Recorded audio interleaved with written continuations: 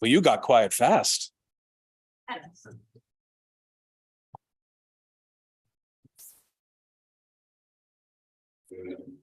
All right. Hello, everyone. Welcome to this Sunday forum. It is delightful. It is meaningful. It is important to see this room as full as it is today. Thank you all for being here. My name is Seth Patterson, and I'm one of the clergy at this church, and it is my joy to be able to help frame why we are here in this moment. And then our friend Myra will get up and introduce Manny, who you are all here to hear today. Thank you for bringing in more chairs. We never know. And those of you who are watching from home, we are glad that you are able to watch this and be part of this, even if you're not in this wonderfully crowded room. So back in 2020, this church was supposed to have the photography exhibit Transfer of Memory in our gallery, and it was set to open in March of 2020. And then some things happened, and it didn't happen. So we have been working closely with JCRC to bring this back. And the gift of it is that it this time is in our most public space. So when you're in what we call Jones Commons, you can look at this incredible exhibit by photographer David Sherman of Holocaust survivors who ended up in Minnesota.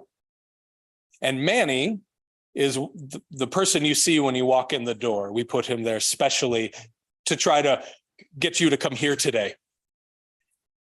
With that, we have, with this exhibit as the central hub to the wheel, we have created many other events. And today is one of the central ones where Steve Hunnigs, the executive director of JCRC, is preaching at both of our services this morning. Those of you who are at the 9 o'clock service have already heard him. And then those going to the 11 have another opportunity. And then today at this forum, we have Manny Gabler. We had a play reading called Survivors last Monday that was filled our guild hall. We hosted the International Holocaust Remembrance Day on January 27th. And at the end of this month, Janet Horvath, retired cellist with the Minnesota Orchestra, who's the child of survivors, will present a piece and launch her book, her memoir that she recently wrote. So please come back on February 26th at 4 p.m. for that. I am glad you're here. Welcome, Myra. So I just have a quick word to say. Manny Gabler is our speaker today.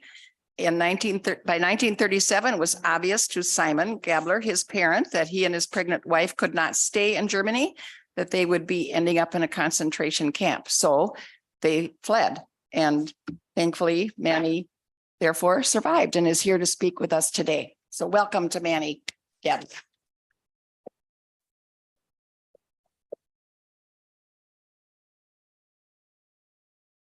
And as Manny is coming up, those of you who are in the doorway, there are seats over on this side. You are welcome to cross through as Manny is preparing himself. Yeah. Thank you.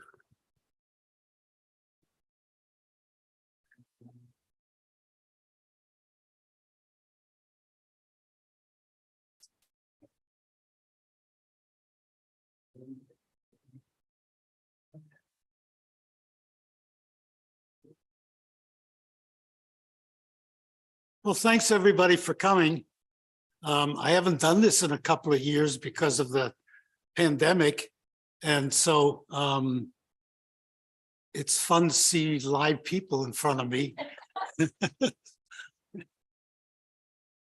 Anyway, I'm here to tell you about my experience as a Jewish refugee in World War II Shanghai, and how my family and 18,000 other Jews survived the Holocaust and ended up there. The memories are those of a young boy as I perceived them. I lived in the moment as children do. and didn't realize the horrors of what I saw until later in my life. Unfortunately, both my parents died very young from raising two children in war-torn countries. By the time I was old enough to ask them about my past and my family, they had died. So it was kind of a quest after that to find my family around the world. Some of the events I learned about later when my mother's family in Germany. I was an international salesman in 1981, and I went to the consulate in Berlin and asked him to give me the papers to go into East Germany. And he said, you know, I think you're an American citizen, born in Italy, raised in China, you speak German and English, and you're Jewish. So the Russians and the East Germans aren't going to treat you kindly, and they might arrest you as a spy. And he says, there's no way I can tell them who you really are. So prudently, I didn't go into Chemnitz to find my family. It wasn't until 2003 when I got a call in my office asking for Manfred Gabler. And whenever anybody called for Manfred, we thought it was a sales call and we wouldn't respond to it because I go by Manny. So anyway, the girl at the other end said, don't hang up, I'm not selling anything. And she turned out to be Angela, the granddaughter of my Aunt Ellie, who was one of my mother's two sisters. For Ellie's 80th birthday, she was given a gift of coming from Germany to visit my mother's grave in Pittsburgh. And I told her my mother didn't die in Pittsburgh, she died in California, and that's where she's buried. So why don't you come to Minneapolis instead? And Ellie, Angela, and her father, Jochen, came to visit us in Minneapolis in 2003. And Ellie was able to look at old photos and give me some insight of our past. We decided to do a family reunion in 2004. And Kathy, my wife, and I, and my brother and his wife, and his children, and my son, we all went to Germany together for this reunion in Chemnitz, which is about 35 miles from the Czech border in Southeast Germany. And we stayed in a small boutique hotel in Chemnitz, and we walked into a private dinner party that evening, and I met 40 of my relatives I never met before in my life. And every time I talk about it, I break up because it was such a wonderful experience because I'd never felt the joy of being with a family before. And so now I understood the joy of it. My parents were Simon and Irmgard. She was converted to Judaism and changed her name to Esther when she converted. They were living in Chemnitz in Southeast Germany. And my father was a poet, a champion skier, and amateur bantamweight champion of Germany. He was well known throughout Germany because of his fame, and he belonged to a Jewish athletic association called the Maccabees. And because of his fame, he was also known very well to the Nazi Gestapo and was in danger of being arrested. At great personal danger, my parents, Simon and Esther, were married in Chemnitz in 1935. This was illegal because the Nuremberg laws, which were passed by the Reichstag on 15 September 1935, with anti-Semitic and racist laws for the protection of German blood and honor. It forbade the marriage and extramarital intercourse between Jews and German, and only those of German blood could be citizens of the Reich. Those that broke the law were sent to prison. and subsequent to 1938, upon completing their sentence, were then rearrested and sent to concentration camps.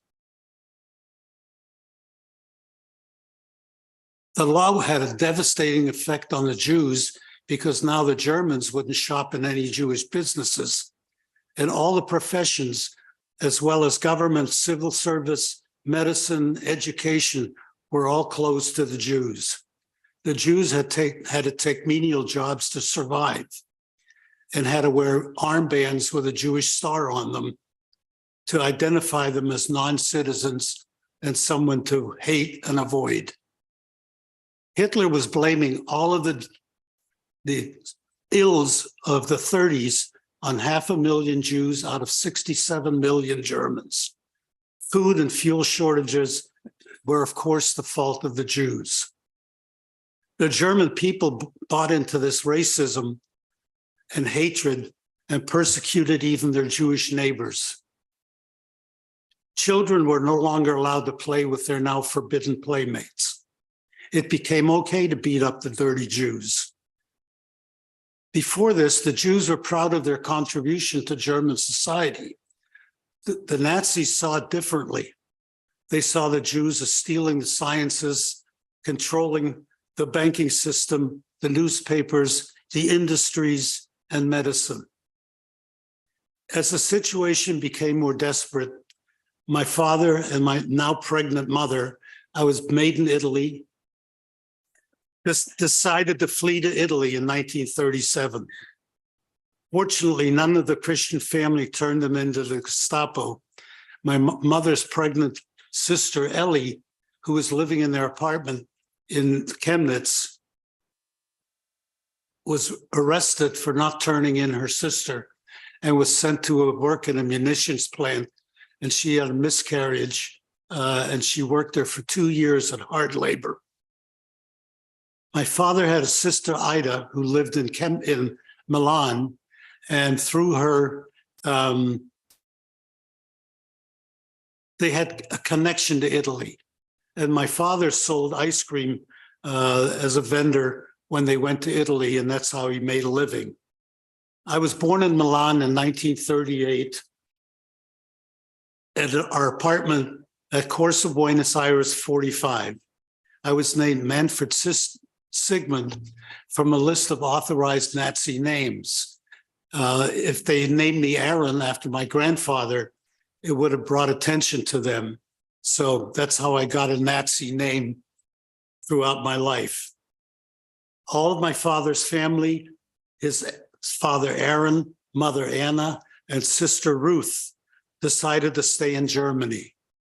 They were subsequently taken to concentration camps and murdered, and all their property was taken away. The culmination of all this came on November 9th, when the horror of Nazism spread over Europe with a campaign of racial discrimination and violence. This is called Kristallnacht, or Night of the Broken Glass, on which all the synagogues, their books and Torahs were burned and Jewish businesses destroyed. The police were ordered to stand by and do nothing, while 91 Jews were killed and hundreds more were injured. The Jews were ordered to clean up the mess and broken windows while being berated by the mobs that caused the destruction. Kristallnacht was the moment that defined the doom of a 1,000-year history.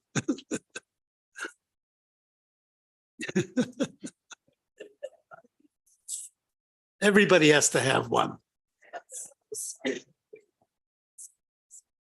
Kristallnacht was the night that defined the doom of the 1,000-year-old community of European Jews. Now that their home was gone forever, they lived in fear and anxiety, and now were officially the enemy. They began systematically rounding them up and sending them to forced labor and death camps like Dachau, Buchenwald, Treblinka, Sachsenhausen, and many more. Little known was that after a deportation of all the Jews failed, you could leave if you could afford to buy passage out of the country. And it was, of course, a difficult task since there was a 90% tax levied on anybody leaving Germany. And of course, not being citizens of Germany any longer, you could not get a passport or a visa to leave. HIAS, the Hebrew Immigration Assistance Society, helped where they could.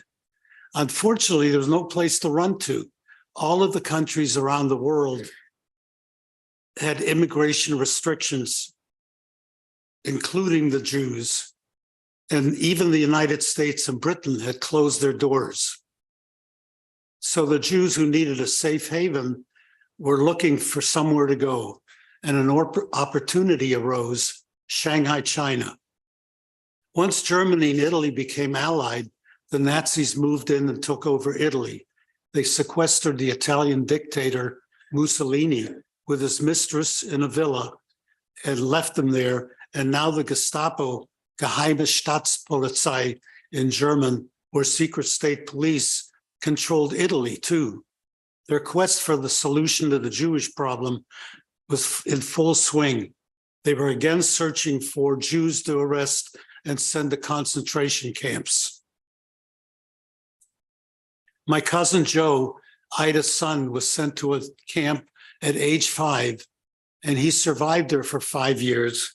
And then my Aunt Ida had a friend who was a bishop, and he sent 2 people to the camp with paperwork saying that my cousin's real name was Carlo Antonio, and they took him away, and he was taken to a monastery where he was baptized, and he survived the war. With the help of anti-German partisans and money from HIAS, we were smuggled to Genoa on the coast, and we got on a cruise ship. We then sailed 8,000 miles through the Suez Canal around India to the coast of China and up the Yangtze River to the Hongkou River to a dock at the International Settlement owned by the British. The luxurious Italian cruise ship was nothing in stark contrast to the Shanghai they would land in. A little history to explain the International Settlement. In the early 1800s, the British were buying teas and silk from China, and they had nothing to sell them in return, so it was causing a trade deficit. Now, the British owned India, so they used those fields to grow poppies and for the production of opium to export to China. Only the wealthy could afford to buy the opium, and the merchants became addicted. The Chinese revolted with the Opium Wars in the 1840s, but their square-sailed wooden sampans could not defeat the British Navy frigates. The Chinese were now forced to open ports to trade with the West, Shanghai being the biggest one. The British set themselves up with favored nation status and set up their own areas in Shanghai with its own laws and controls called the International Settlement. Even the Chinese weren't welcome in those areas. And the French did the same thing and called their area the French Concession to get their piece of trade and control. Shanghai became the commercial center of China. You've probably seen evidence of this in pictures of the Bund along the Hongkou River, filled with European architecture representing European businesses, banks, restaurants, and hotels. And in the early 1900s, Shanghai was the 4th largest city in the world. It had a public transportation system, and it was a vibrant trading center. In 1937, the Japanese captured large portions of China, Shanghai included, but the British and the French were not allowed to control their areas and control commerce. The British, French, and Japanese did not want to be involved in passport control, so they allowed the refugee ships to arrive almost daily in 1940 and 41, and they came by the thousands. The docks were in the Hongkou area, controlled by the Japanese of the International Settlement. So the Jewish refugees arriving almost daily, could simply get off the ships without passport control or travel papers. They landed mostly in 1939 and 1940 and settled in Hongkou for cheap rent and food. The poorest part of Shanghai, badly battered by the war.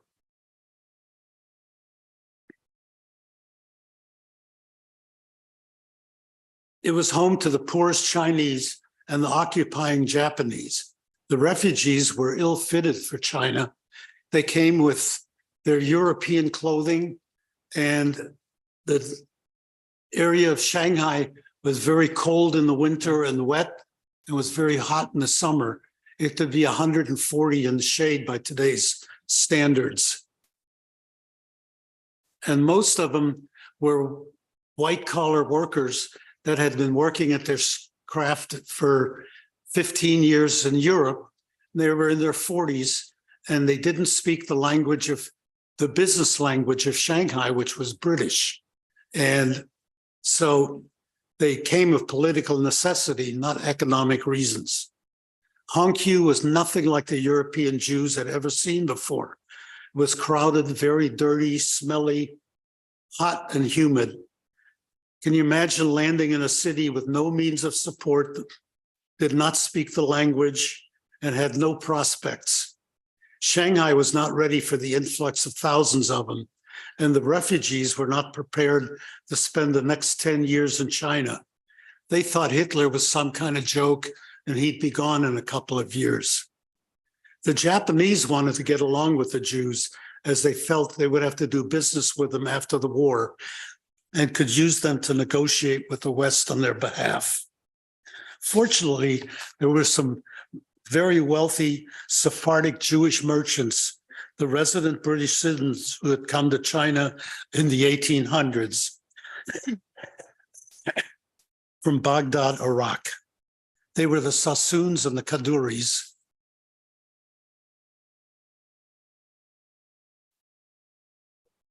And they were enormously wealthy families, and they bought shattered buildings and rebuilt them into kind of a bunkhouse where we had 150 people per room in rows and rows of steel bunk beds, a soup kitchen, barely usable toilet facilities, and a few baths.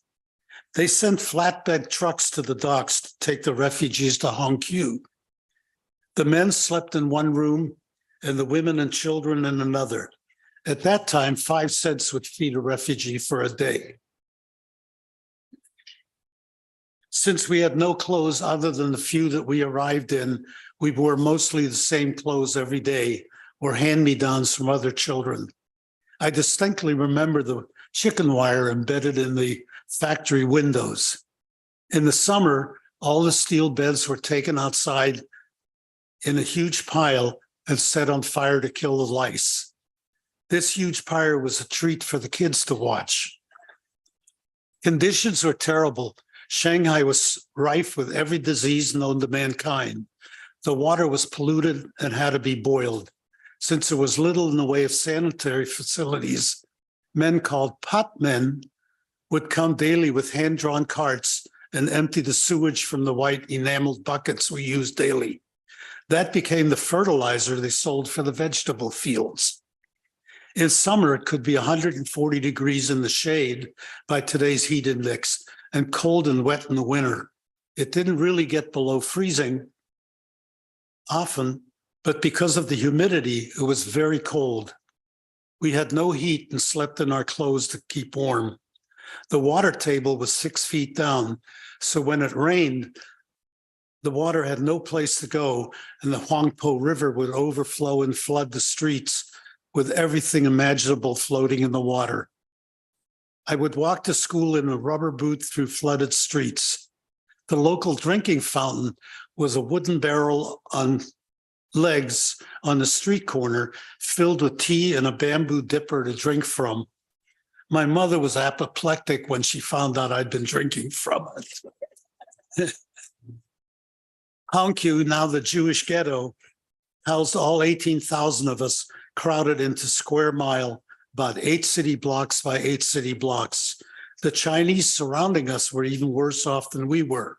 If one of the Chinese children died from the cold or disease, they would wrap them in a straw mat, put them out on the street, and a garbage truck would come in the morning and take the bundles away with all the other corpses of beggars that had frozen to death. I walked past those bodies on the way to school. Eventually, some of the better off Jews moved from Hongkou to rooms in the concessions, leaving about 9,000 living in the ghetto. Even some of us that lived outside Hongkou would still spend hours in line at one of the 5 haima for a meal. The Japanese were very cruel to the Chinese. One of my friends saw a man stealing a can of kerosene from the Japanese, and they tied his hands together and shot them off. It wasn't until years later when I realized the horrors of what I saw as a child. I thought it was part of the landscape. In 1940, my brother Ralph was born amidst all his poverty. Soon the local charities were overwhelmed when the influx of Jews swelled to over 18,000. The Joint Distribution Committee, a collection of Jewish charities based in New York, stepped up to help. The JDC sent Laura Margolis, a professional social worker from Baltimore, to coordinate the poorly managed relief effort. Thanks to that effort, the refugees remained at least sheltered and barely fed until 1941.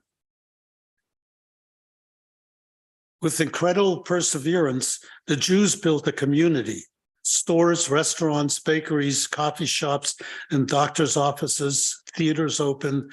3 newspapers in Yiddish and German were being printed. Musicians were entertaining in dance halls. One man sold cook time for the women to buy an hour and cook a pot of food if they could get some beans. This became a gathering for the women and gave them a social connection. Some of the refugees managed to get jobs outside Hongkou based on their skills. My father was a mechanic and worked at China Fiber Company to repair their trucks and factory equipment. The children went to a Cambridge curriculum school built by Horace Kaduri. It was a typical school with a large soccer field in the middle and spacious single-floor classrooms around it. We managed to get a very good education. We spoke a British English in school, German at home, and minimal Chinese on the street. We played with Chinese children who accepted us with tolerance and no anti-Semitism. When the Japanese bombed Pearl Harbor on December 7th, 1941, the British, French were now the enemy too. The Japanese were now allied with the Germans. The British and the French were moved into internment camps outside Shanghai. The bridge connecting Hongkou to the international settlement was now closed. In 1943, with pressure from the Nazis, the Japanese authorities established the designated area for stateless refugees and ordered all Jewish refugees since 1937 to move into the ghetto. They sent a Japanese man, Kano Goya, a short Neapolitan man, to control movement in and out of the ghetto.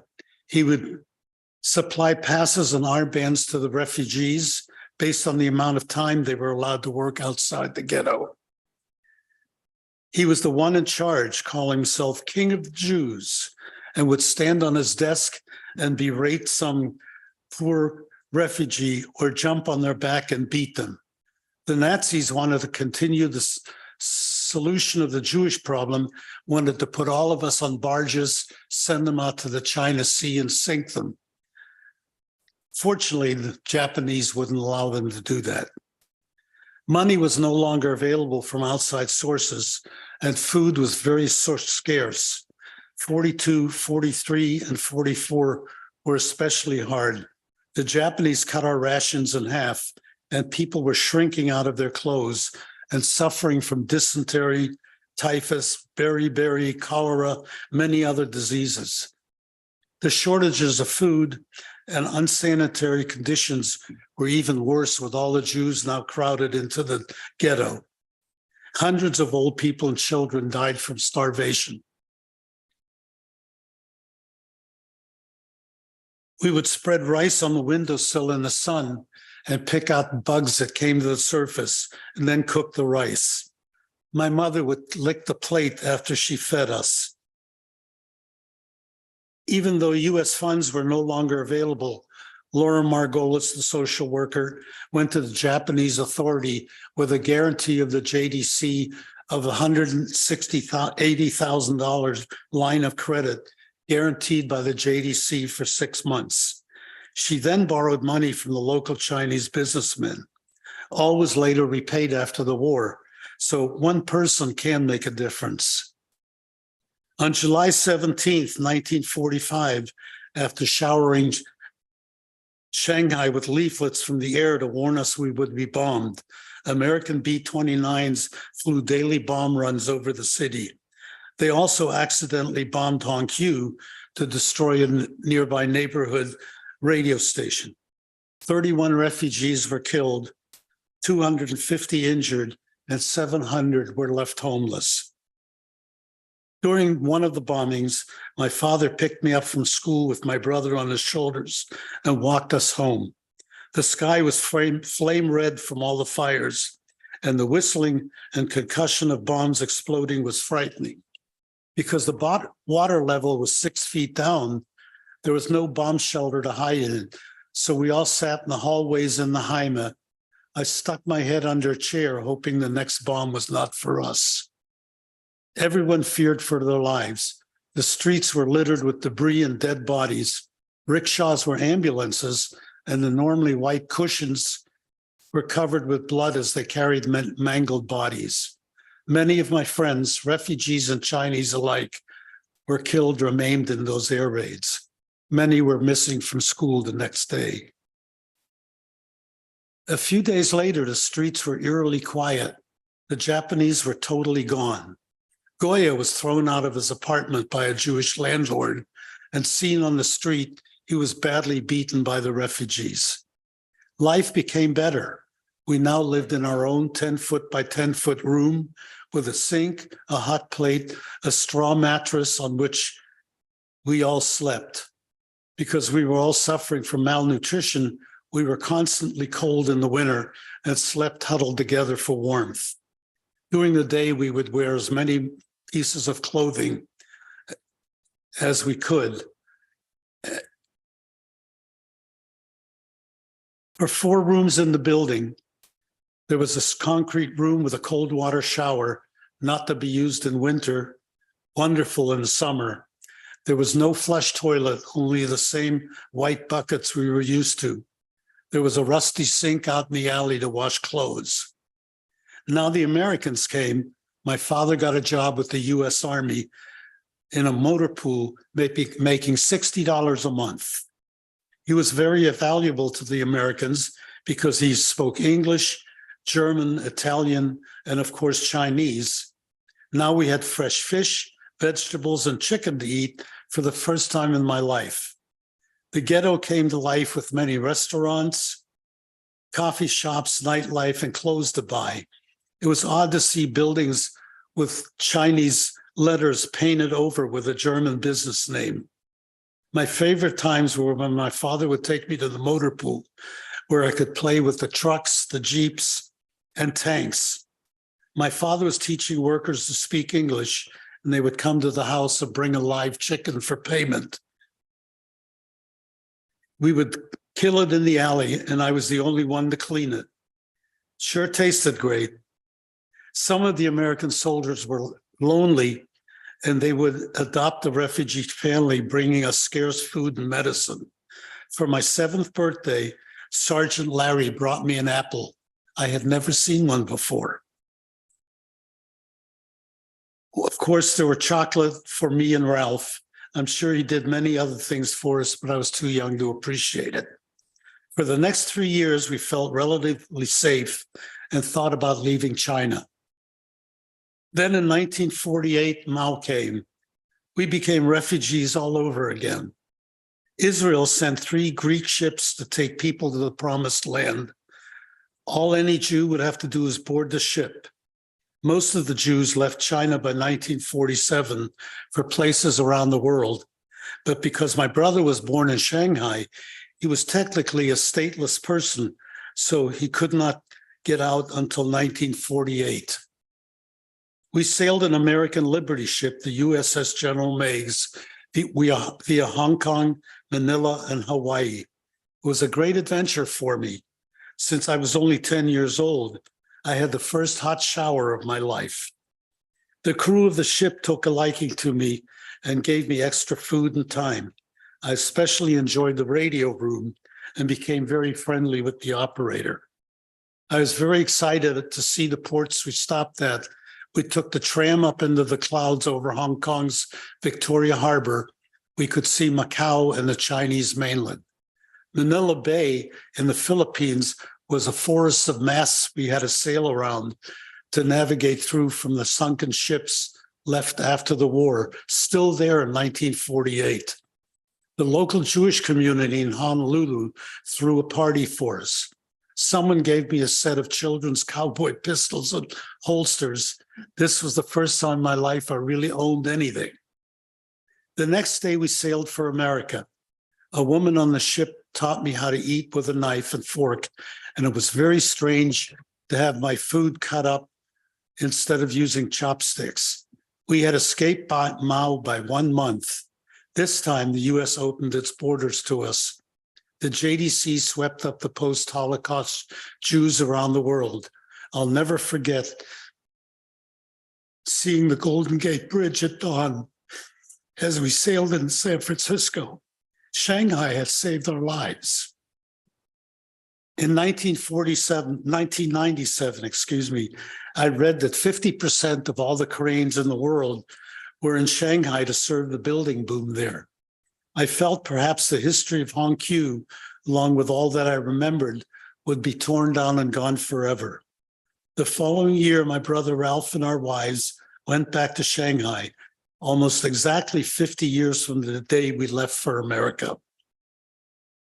I brought copies of my parents' papers, which thankfully my father carried with him on the run. We hired a guide, asked her to drive into the Hongkou area. I also asked her to question her elders to find out what the streets of the 1940s are named today so we could identify addresses. As we got into Hongkou, I started to recognize places. Suddenly, the Oil Moishe Synagogue came into view, and I said, I went to Hebrew school there. A 70-year-old man, Mr. Wong, was running it as a Jewish museum, and amazingly, the walls were filled with photos of the Shanghai ghetto. I told him we were there to look at our past. He asked what my father's name was, and when we told him Simon Gabler, he looked at the immigrant address book, a listing of all the Jews in the ghetto. He saw that we had lived at 818 Tangshan Road, number 50. I asked Mr. Wong if he knew where 818 Tangshan Road was. He said, I live there at number 12. Mr. Wong was kind enough to show us his home and took us to number 50. The nail holes from the mezuzah were still in the door frame, and which had not been painted since 1948. We were let in and could look through the building. This was a profound moment for me as I realized who I had become from all this experience.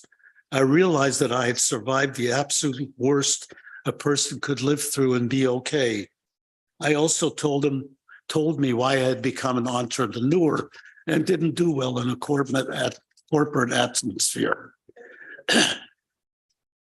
What incentive could a corporation offer me that I had lived without and been just fine? I now understood why I was such an optimist.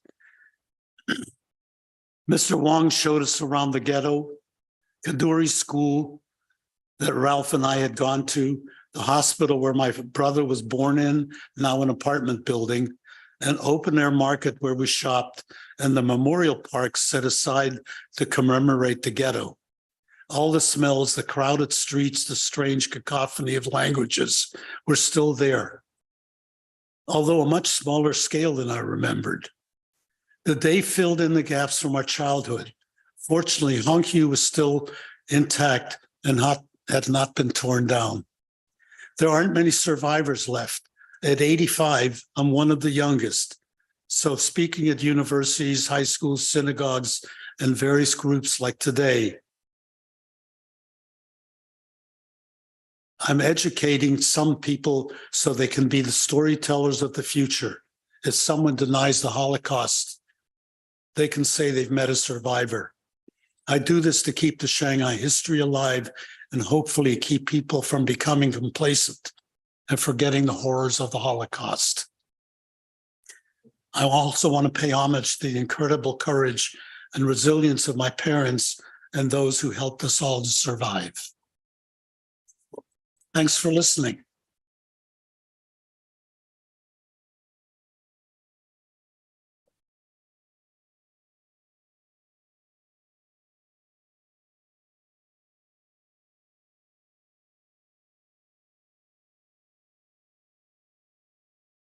Thank you, Manny. That was amazing.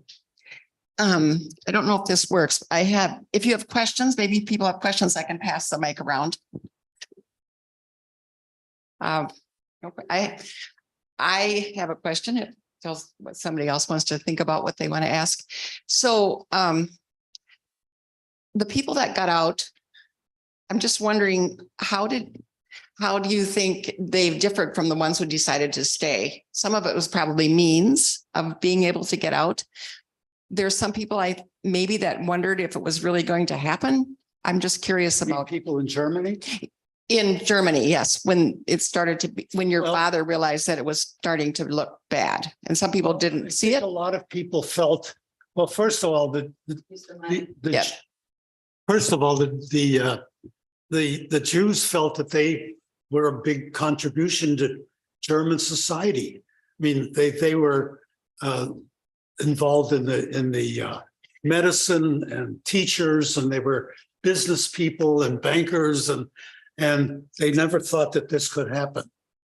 And they thought Hitler was some kind of clown that was going to be gone in a couple of years. But, you know, the Germans, they voted Hitler into office. He didn't take it over. So there were a lot of Germans that were against the Jews and bought into everything he was selling. So, and the ones that stayed, obviously, 6 million of them got killed. Yeah. Anybody have a question? Maybe you answered all of our questions. Oh, here's one. Can you speak up, Rick? So in Shanghai. So your mother had converted, right? Yes. And it sounds like it was a reasonably large Jewish community then at Shanghai. Were there any was your mother discriminated against among the Jewish community? Not at all. Not at all. No. Okay, thank you. She just belonged there like everybody else.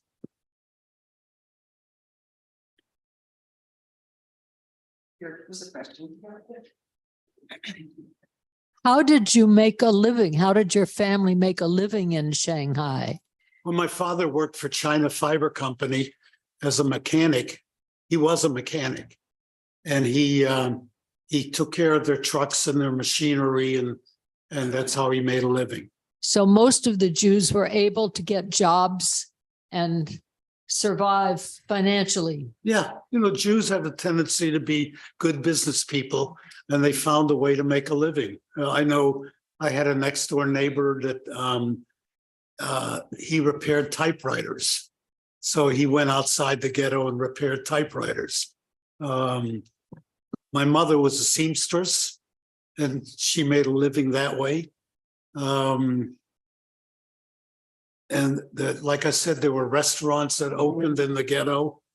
And it was weird to see Teddy's Bakery on top of some Chinese characters underneath. Very resourceful. Yes. There's another question. Hi, Manny. Could you, so I think a lot of us didn't know about the Shanghai experience and how common, how big of a community that was. Can you talk about some of the other main refugee destinations that were common for people fleeing from Germany, other places that at least grudgingly allowed in a community? Unfortunately, there weren't many. There was a Dutch consulate that gave people permission to leave Germany, and he gave them papers to go into the Dutch West Indies. So there was a lot of Jews that went that way. But mostly there were no places to go to. The places in Europe that they went to were eventually taken over by the Nazis, as you know, from people that were hidden in attics in Amsterdam. And so eventually there was no place to go. The later refugees that came to Shanghai, they could no longer leave on ships from Italy. They went across Russia and Siberia on trains, which was a very difficult task. So that was the whole problem. There was just no place to go.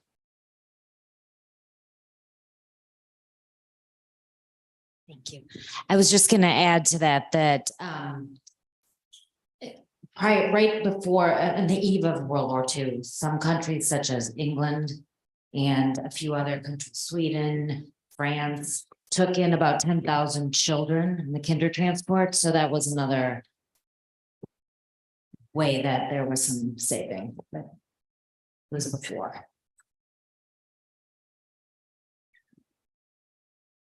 Manny, it's a wonderful talk that you give, and you are an experienced speaker. What lesson would you have for today, where we have significant, unbelievable amounts of anti-Semitism, of genocide? There is only one Holocaust. There hasn't been more, and there isn't more because there's nothing like that in history, world history. So what lesson do you think there is for today in Minneapolis, where there's growing amounts of anti-Semitism? You know, till the day I die, I will never understand bigotry. You know, to dislike someone for their religion or color, or it just makes no sense. And so I think the people that are creating this hatred, hopefully, are a small section of society. And I think we don't know where we're going till we know where we've been. And I think we need to learn more of those lessons. And that's why I do what I do. And I hope others do the same. I don't know if we can change the mind of people that have their head up where it shouldn't go. So, you know. I think we have time for one more question, and I see hand up over here. It was very interesting to hear about the relationship with the Japanese occupiers. We've heard so many horror stories about the Japanese occupation of China.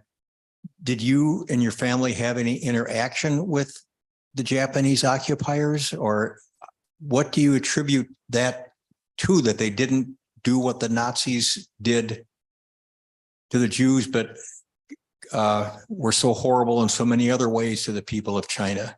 Yeah, the Japanese killed 100,000 people in Nanking when they occupied it. But they, for some reason, they felt like the Jews were an ancient culture like they were. And they had kind of a respect for us. And they thought that after the war, the Jews would help them negotiate with the West to do business. And so they kind of left the Jews alone. And other than Goya, who wanted to just be Napoleon and beat up the Jews, we didn't really have very much interaction with the Japanese in that way. Okay, well, I guess it's, unless somebody else has a really burning question, we should end. And as they start the prelude upstairs around this time. So thanks again. But thank you.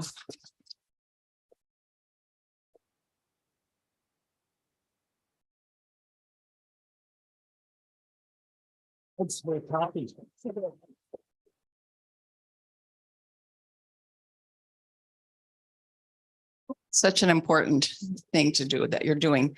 And next week, we have, of course, another forum. Kelly Kish, who is the recycling coordinator for the city of Minneapolis, will be here to discuss general ways to reduce trash, specifically backyard and citywide composting. So we hope you come back for that. And thank you for attending today.